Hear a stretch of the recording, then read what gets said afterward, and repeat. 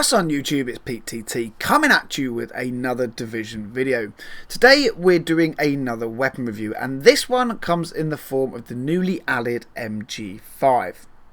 So the MG5, where can you get it from? Is it any good, and will it replace my beloved Pecan?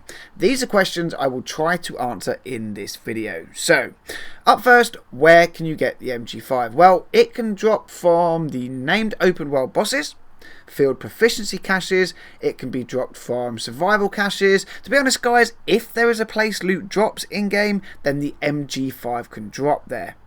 Now then, the second hardest question to answer: is it any good?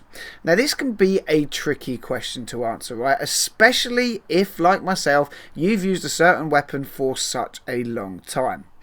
Having used the Pecan now for so long, it's hard for me to be objective when reviewing other LMGs, but you know, I'm trying to be fair, so I'm going to give it a go.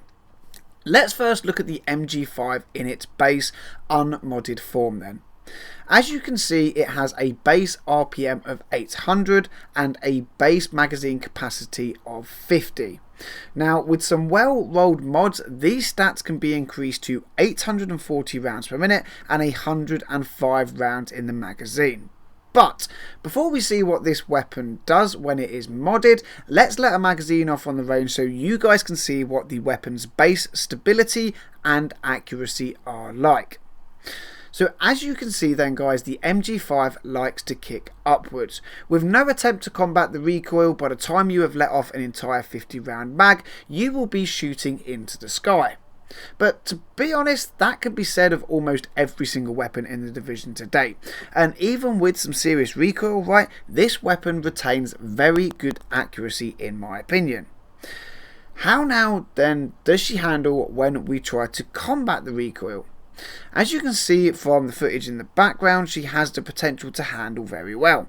We are successfully able to land an entire magazine on the target's head and keep our one is none active talent for a very long time. Now, let's talk mods guys.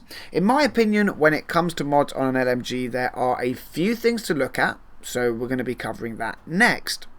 So for the sight attachment then, I personally run with a rugged mini reflex sight. This increases the crit chance, headshot damage and optimal range. However, if you have one, you can also equip one with stability. For the magazine mod, it's an extended magazine all the way with a 110% magazine increase plus 4% reload speed and plus 5.5% rate of fire.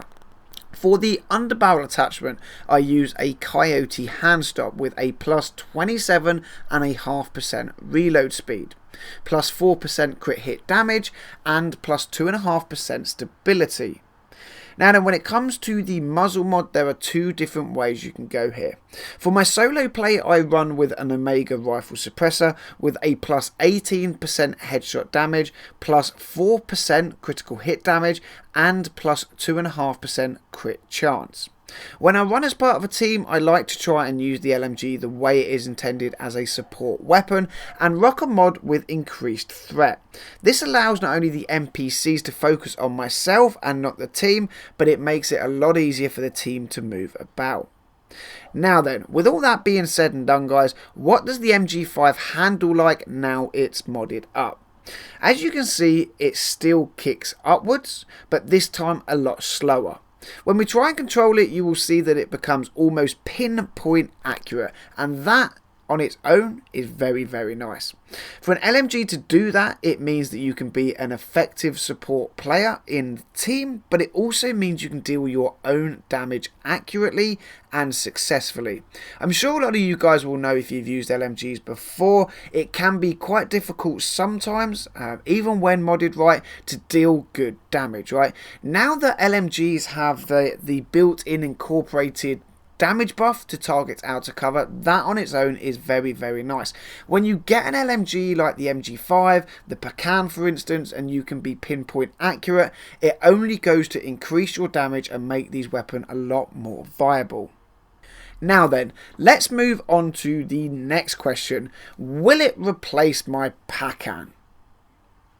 Kind of want to pause for a drum roll, right? Sadly, guys, the answer is no. You see, the Pacan has increased accuracy and damage, and to me, that means a hell of a lot more.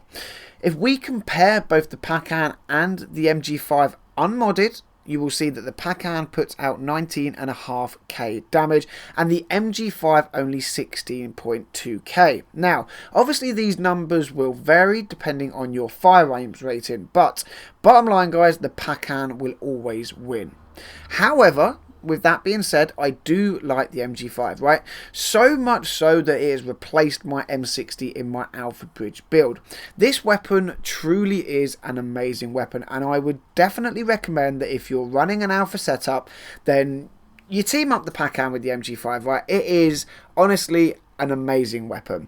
It's also very good when you look at things like the reload speed, okay? So for things like the M60 that were kind of a method weapon to run before the Hungry Hog, they had very low reload times, right? That meant you had to run things like Meticulous on your weapons. Now, my Alpha setup with the MG5 and the Pacan does not have Meticulous rolled into it. Instead, it has Swift. Now, Swift gives you a plus 25% faster reload.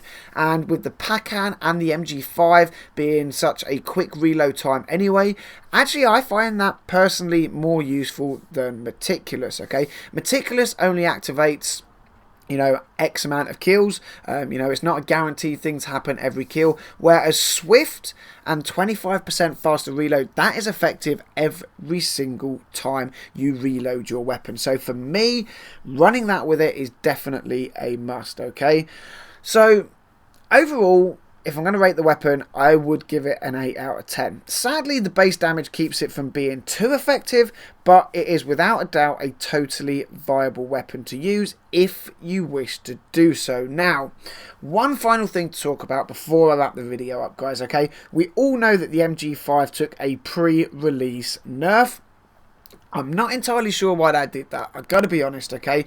The fact that they've increased or decreased the base damage to a point that, although it is still a viable option and it is still a usable weapon, it doesn't keep up to par with other LMGs in game, leaves me a little bit bemused as to why they did it. Was it some kind of balancing option with its RPM, being a belt fed? I don't know why they did it. I would love to know, so maybe if any of you guys know and have seen any tweets or comments about the nerf that it took pre-release, let me know in the comment section down below, okay? Because I definitely think that this weapon could do with a fine tune in the base damage.